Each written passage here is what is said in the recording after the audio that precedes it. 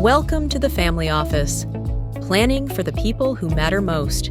Where we're going to leave is a point of disagreement here, Chris, as it relates to this Iran war. We said on the 14th of the month, you said that it's going to be over. I said, there's no way world that's going to happen. We're at the 8th right now. As of this recording, once it shows, it's probably going to be something like the 11th or the 12th. So something like that. What do you think is going to happen, Chris, over these next few days? Man. I think I'm going to be eating some DoorDash. Look, I definitely think if you looked at the betting markets right now, you would probably be winning right now, but you never know what's going to happen. But I didn't think it's going to be. I'm shocked that it's at this point. We're still in the negotiation table. I still think the plan is full steam ahead, by the way. I'm not discouraged at all. I think it's still going in the right direction. I just didn't think that there was going to not be an inked deal by this time. So I'm still hopeful because I think the deal is going to happen any day right now. I think so. And I don't think my boy Marco Rubio, I don't think Marco Rubio is going to let me down. I think Marco Rubio is going to make something happen. And because here's the reality behind it. The only two outcomes are a firm agreement or just go in there and just totalitarian it. I mean, that's really the only thing that can happen right now at this point. I mean, there really isn't. But I do think it's still part of the larger grand strategic situation where Trump is taking control of all the major trade routes and aligning all the powers to make America a net exporter. And we already are the most net exporter of energy. And I think that we're building the Superdome or the super power around the whole Pacific theater. And but here's the part that you're not talking about. That's the most important part in my estimation, which is before the preemptive strike on Iran, the Strait of Hormuz was open for business.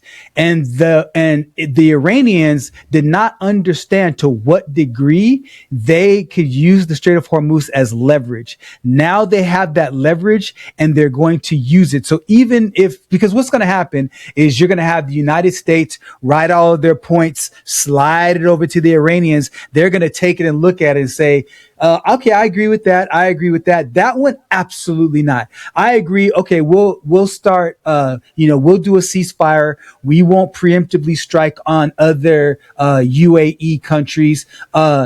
Enriched uranium. Okay, we'll stop.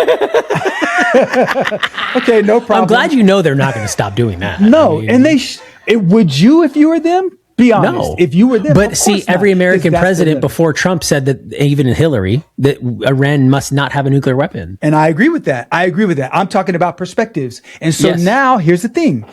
Now that the Iranians understand that the Strait of Hormuz is a strong leverage point they control, they now have the levers as to if they want to escalate or de-escalate. And as long as the United States doesn't give them exactly what they want, all they're going to do is send a couple of Shahed drones to Jordan and another one to Saudi Arabia and another one to Kuwait, and then provoke us to do something to keep the war going on a little bit more. Because here's the other thing they understand.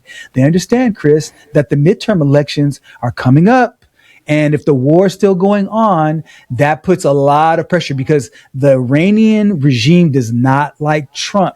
And because they don't like him, they understand that culturally and politically, he's going to take hits as long as that war is still going on. Because they understand that the American people as a whole, there may be some warmongers and some war hawks, but they understand that the American people as a whole don't want this war. And because they understand that, and they say, look, you started it from Iran's perspective. You, Trump, and the cabinet, you started it. No, 40 years ago. No. Don't do that, Chris, because they started it 40 years ago, Len. Technically, you're correct, but we're in this position right now where the Strait of Hormuz is a choke point.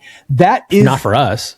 No, but it's a global economy right now, Chris. Who cares? So you're taking bits and pieces of arguments that are factual, which is so you're not telling a mistruth. But the problem is that you're not placing the amount of importance on the truth that exists right now, which is because 20% of the world's oil flows through there every day, or it used to, then the prices of oil is significantly higher right now. People are more broke, and there's a trickle down effect that has throughout our entire economy. So whereas people like you and me, we don't feel it financially. Like I know when I go to the pump, I used to spend about $75 to fill up my tank. Now I spend $135. I know that. So if I'm just making the median income, dude, that's going to hurt me because that's taking food out of my kid's mouth.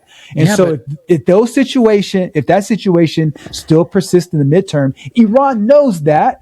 So because of that, they have so much more leverage, and there's going to be a price to pay for Trump and the Republican Party if that war is still going on. They understand that. Time will tell. Here's the thing. I've been right so far, Chris. Here's the thing. Okay. Here's the thing. That choke point is not an American choke point. That's a China choke point, Russia choke point, NATO choke point. Right? And they should pay more. Are you paying more at the gas station? Yes, of course, because of the global impact. Of course, but here's the reality behind it. Watch when the market balances out and we start paying less with that strait closed. Who knows? Maybe the strait being closed is actually what we want, because with the strait being closed, that just makes people have to buy more of our energy. Because people are buying more of our energy now, because guess what? You can come trade with us instead of having to deal with it. Look, whether or not, I think most people today, I think if anybody out there is saying that Iran is in a position of leverage, I think it's propaganda. Because Iran is not. I think that's Iran the reason why the war is still going on. Is because there is, but it isn't though. The war's not going on right now. There's a ceasefire going on, Len. Come on.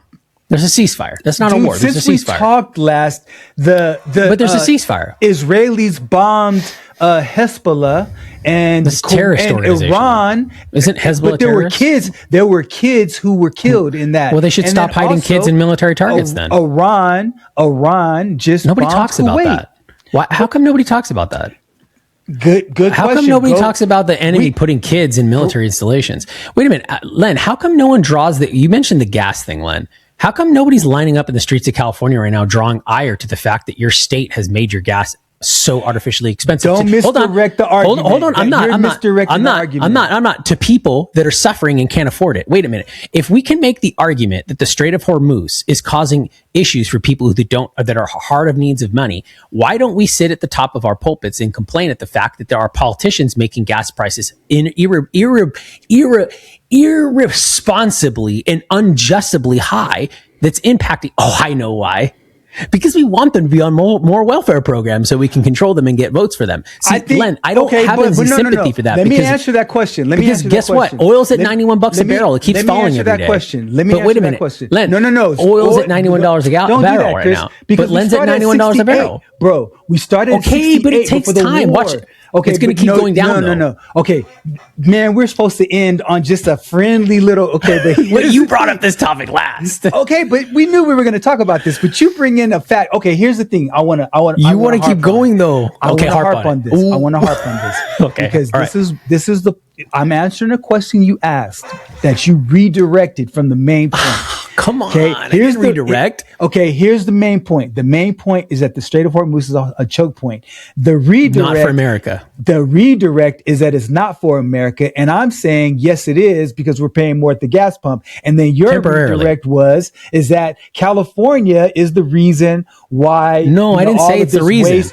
I didn't say that, Len. I didn't say that. Okay, I said if you can draw ire. Mm-hmm.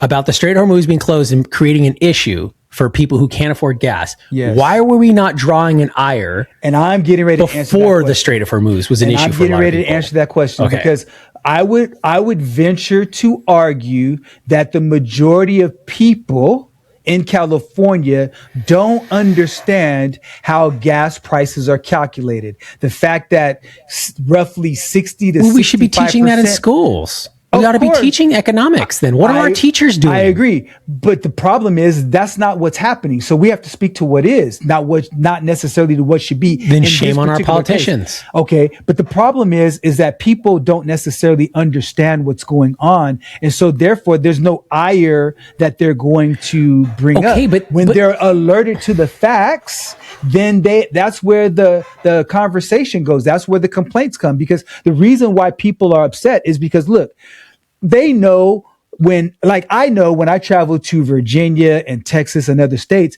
gas is $1 to $2 per gallon less. That was before the war even started. So then that made me say, okay, well, why is California's gas so expensive? Is it because, well, are we in the middle of the country and gas has to travel far? No, we're on the coast and oil tankers come to the coast. So gas prices should be okay. And you have all that oil off the coast of California, 100%. But you're not allowed to drill it. So then I say, as a person who has the economic freedom and the time freedom, and I'm intellectually curious to figure out, okay, well, why is gas so expensive? So then I look at the breakdown of the cost of gas in California, and there's so many extra taxes and bonds that were passed that like the tobacco reduction, we spend money on gas for that. And I'm saying I disagree with the fact that we should be paying for that.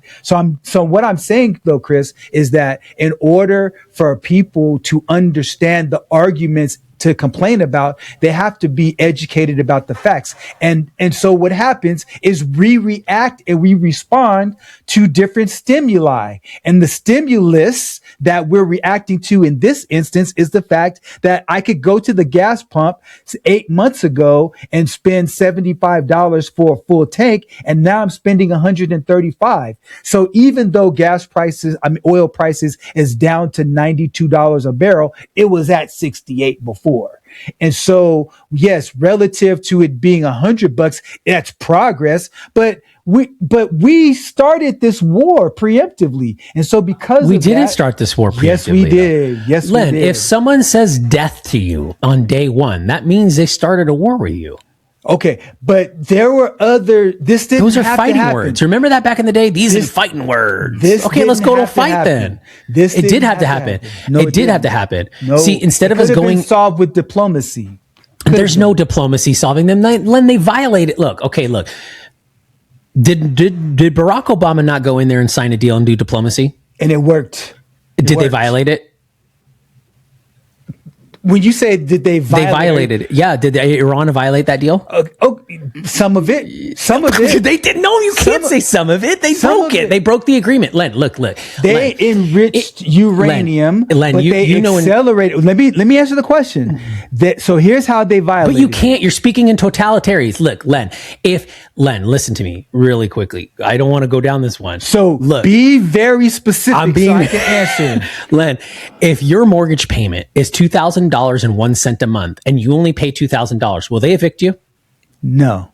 Yeah, yes, they will. They will. Yes, they will. For 1 penny. Yes, they will. For 1 penny, they will evict you. Okay. So therefore, if your agreement is to not do XYZ and you go, well, look, Len, we didn't do XY, but we did Z. I'm sorry, you violated the treatment. Nuke bomb.